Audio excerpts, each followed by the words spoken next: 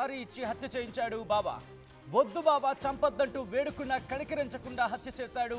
ఈ కథను మిమ్మల్ని కాస్త కలవరపరచచ్చు. అయితే మిమ్మల్ని కలవరపాటుకు గురి చేయడం ఆర్టీవీ ఉద్దేశం కాదు. కానీ ఇటువంటి కథనాలు చూసినప్పుడు కాస్త కలవరపాటుకు గురే అవకాశం ఉంటుంది. కాబట్టి దీనికి సంబంధించి తగిన జాగ్రత్తలు తీసుకోమని చెప్పి ఆర్టీవీ సూచించడం జరుగుతోంది. బయట ప్రపంచంలో ఏం జరుగుతుందో మీకు చూపించి తద్వారా మీకు అవగాహన కల్పించడం, మిమ్మల్ని అప్రమత్తం చేయడంలో భాగంగానే కథనం చూపించడం జరుగుతుంది తప్ప మిమ్మల్ని కలవరపాటుకు గురి చేసే ఉద్దేశం ఆర్టీవీకి లేదు, ఉండదు. ఉద్యోగం రావడం లేదని మనస్తాపంతో బలవాన్ మరణానికి పాల్పడినట్లుగా చిత్రీకరించే ప్రయత్నం చేశాడు. ఆలస్యంగా వెలుగులోకి వచ్చింది ఈ ఘటన. గచ్చిబౌలిలో ఓ ప్రైవేట్ హాస్టల్ నిర్వహిస్తున్న నెల్లూరు జిల్లాకు చెందిన శ్రీకాంత్ అదే హాస్టల్లో ఉంటూ జాబ్ కోసం వెతుకుతున్నాడు. శ్రీకాంత్ బామర్ది యశ్వంత్ పందేలు వేసి అప్పుల ఊబిలో చిక్కుకున్నాడు. శ్రీకాంత్ బామర్ది యశ్వంత్ ఆస్తిపై కన్నేశాడు బావ శ్రీకాంత్. సుపారీ ఇచ్చి హత్య చేయించాడు శ్రీకాంత్. అనంతరం నెల్లూరు జిల్లా కావలిలో మృతదేహాన్ని ఖననం చేశాడు. యశ్వంత్ మృతిపై తల్లిదండ్రులకు అనుమానం కలిగింది.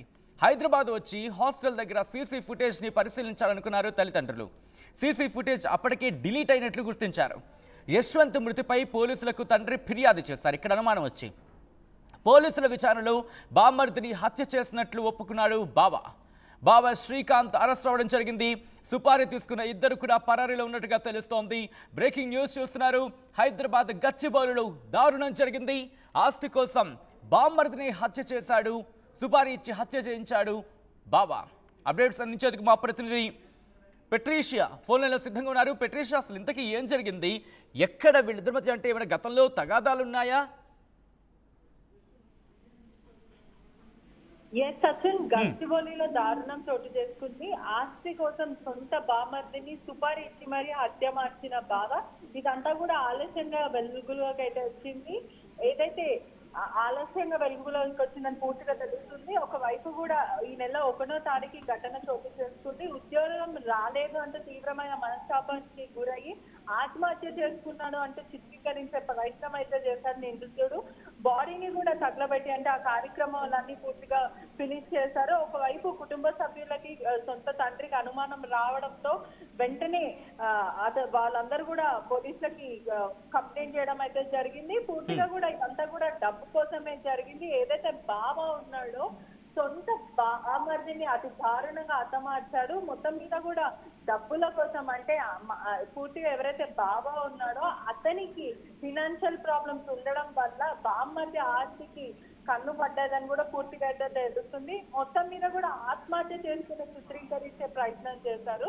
కుటుంబ సభ్యులకైతే వెంటనే అనుమానం వచ్చింది. అనుమానం రావడంతోనే గచ్చిబౌలి పోలీస్ స్టేషన్ కి ఫిర్యాదు ఇవ్వడం అయితే జరిగింది. ఏదైతే గచ్చిబౌలిలోనూ ఒక బాలాజీ గర్ల్స్ హాస్టల్ నడిపిస్తూ ఉంటాడు బాబా శ్రీకాంత్ అని కూడా పూర్తిగా తెలుస్తుంది. అదే ఉద్యోగం కోసము ఊరు నుంచి వచ్చిన యశ్వంత్ అని ఎవరైతే మృతుడు ఉన్నాడో అతను ఆ ఉద్యోగం చేయడానికి అయితే వచ్చాడని కూడా పూర్తిగా అయితే తెలుస్తుంది. ఏదైతే ఇప్పుడు ఎవరైతే బావ ఉన్నాడో అతనికి పూర్తిగా కూడా అప్పులు ఎక్కువ అయిపోయి అప్పులు ఎక్కువ అవ్వడంతో సుపారీ ఇచ్చి మరి యశ్వంత్ ని చంపించాడు. పూర్తిగా కూడా ఉరేసుకొని చనిపోయాడు అంటూ చిత్రీకరించే ప్రయత్నం చేశారు. మీరు అతి దారుణంగా ప్లాన్ చేసి మరి ఊపిరి ఆపేశారని కూడా పూర్తిగా అయితే తెలుస్తుంది. కుటుంబ సభ్యులకి కూడా సీసీటీవీ కోసం వెళ్ళి చూడంగా అక్కడ సీసీటీవీ ఫుటేజ్ కూడా పూర్తిగా డిలీట్ అయింది. వెంటనే అనుమానం వచ్చి గచ్చిబౌలి పోలీస్ స్టేషన్ కింద కేసు నమోదు చేయడం అయితే జరిగింది. గచ్చిబౌలి పోలీస్ స్టేషన్ వాళ్ళు కూడా మర్డర్ కేసు కింద అయితే పూర్తిగా ఎఫ్ఐఆర్ నమోదు చేశారని తెలుస్తుంది. ఒకవైపు కూడా పోలీసుల విచారణలు కూడా ఆస్తి కోసమే సొంత బామర్దిని చంపాడని పూర్తిగా అయితే తెలుస్తుంది. ఒకవైపు కూడా సుపారీ ఇచ్చిన ఇంకా ఇద్దరు కూడా ఉన్నారు. వాళ్ళిద్దరు కూడా పరారీలో ఉన్నారని కూడా తెలుస్తుంది. అంటే బావ చంపకుండా ఇద్దరికి సుపారీలు ఇచ్చి మరీ చంపాడంటే ఎంత దారుణమో.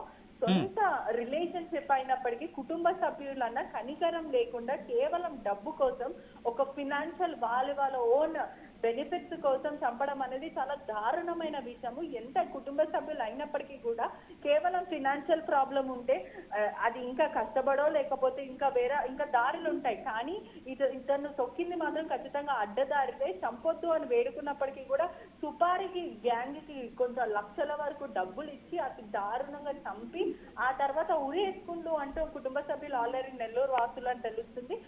ఉరేసుకొని చనిపోయాడు. తీవ్రమైన మనస్తాపంకి ఉద్యోగం లేదు, లేదు అన్న ఒక మనస్తాపంకి గురయ్యారని కుటుంబ సభ్యులు కూడా క్రాస్ చెక్ చేసి చెప్పడం కూడా జరిగింది పోలీసులకి.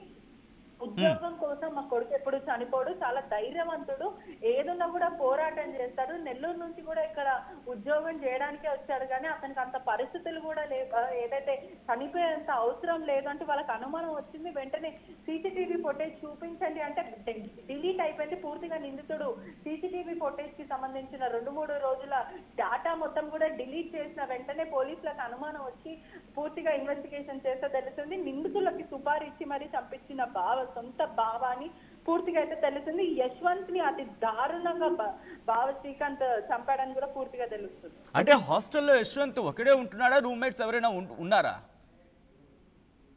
అతనితో పాటు కూడా నివసించే వాళ్ళు కూడా ఉంటారు. వీళ్ళంతా కూడా ఒక హాస్టల్ అంటే పీజీ, బాలాజీ పీజీ హాస్టల్ నడిపిస్తూ ఉంటారు. ఆ హాస్టల్లో ప్రధానంగా చాలా మంది ఉద్యోగం చేసే వాళ్ళు, మైగ్రేట్ అయ్యే వాళ్ళు కూడా ఉంటారు. అంటే ఊర్లో నుంచి తరలి వస్తుంటారు, ఇక్కడ హైదరాబాద్ లో బ్రతకడానికి చాలా మంది వస్తారు. ఉద్యోగం చేస్తున్న వాళ్ళు వాళ్ళ ఓన్ పని చేసుకుంటూ ఉంటారు. కానీ హాస్టల్లో మాత్రం ఒకవైపు మనం చూసుకుంటే హాస్టల్ వాళ్ళదే కాబట్టి అలౌ చేయడం అంటే క్యాజువల్లీ పీజీ హాస్టల్లో అవుటర్స్ ని మాత్రం అలౌ చేయరు.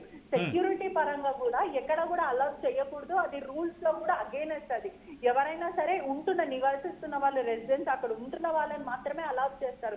కానీ ఈ హాస్టల్ మొత్తం వాళ్ళదే కాబట్టి వాళ్ళ ఓన్ కంట్రోల్ లో ఉంది కాబట్టి వాళ్ళిద్దరు ఎవరైతే సుపారీ ఇచ్చే గ్యాంగ్ ఉందో, రౌడీ గ్యాంగ్ అంతా కూడా లోపలికి వచ్చి అతి దారుణంగా ఊపిరి ఆపేసి మరీ చంపారు.